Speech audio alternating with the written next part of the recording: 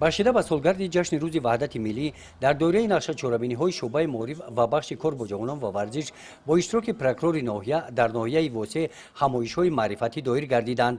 дар ҳамоише ки бо аҳли ҷамоатчигии деҳот, омӯзгорон, волидон, наврасон ва ҷавонон дар қасри фарҳанги ҷамоати деҳоти ба номи Миралӣ Маҳмадалиев доир гардид, дар маърузаи баромадкунандагон қайд гардид ки ҳамаи мо вазифа дорем дар шароити ниҳоят ҳассос ва ноорому пуртаҳаввули ҷаҳони имрӯза ва афзоиши таҳдиду хатарҳои муосир ба истиқлолу озодӣ, суботи сиёсӣ ва амнияти ҷомеаи башарӣ беш аз ҳар вақти дигар бо сабру таҳаммул ва муттаҳиду сарҷам бошем.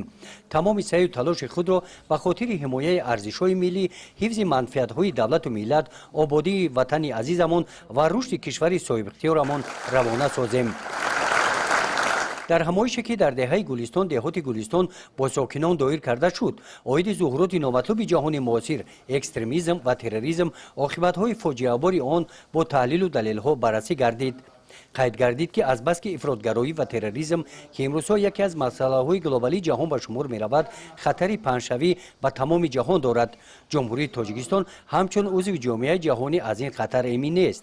бо ин мақсад бояд тадбирҳое андешид ки ҷавонон ба ин ҳизбу созмонҳои ифротӣ ва террористӣ ҳамроҳ нашаванд ва амну суботи кишварро халалдор насозанд.